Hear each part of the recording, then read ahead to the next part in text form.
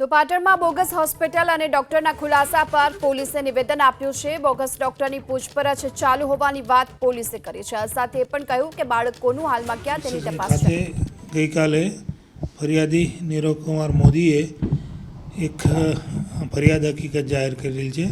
આ ફરિયાદ હકીકત પ્રમાણે જે નીરવ કુમાર મોદી છે તેમના લગ્ન થયેલા છે અને એમને બાળક થયેલું નિસંતાન હતા, એટલા માટે આ એક બાળક છે દત્તક લેવાની શોધમાં હતા।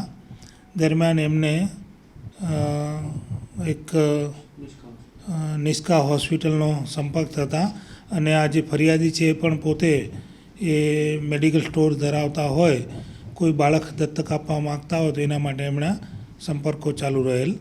દરમિયાન ગયા માર્ચ મહિનામાં નિષ્કા હોસ્પિટલ ખાતે એક અનાથ બાળક છે એ સારવાર માટે આવેલું અને તેમને તેમના મિત્રો છે તેમનાથી ખબર પડેલ કે આ બાળક દત્તક મળી શકે એમ છે।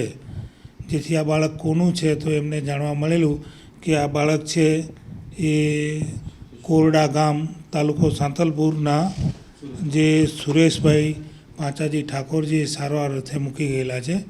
તેથી આ ફરિયાદી અને સુરેશભાઈ વચ્ચે બાળક દત્તક લેવાની વાતચીત થયેલ અને અંતે 1,20,000 રૂપિયામાં આ જે બાળક છે એને સુરેશભાઈએ ફરિયાદીને દત્તક તરીકે આપવાના બહાને વેચાણ આપેલ અને એમને દત્તકના કાગળો અને બાળકના જન્મના જે પ્રમાણપત્રો વગેરે કાઢી આપવાની ખાતરી આપેલ।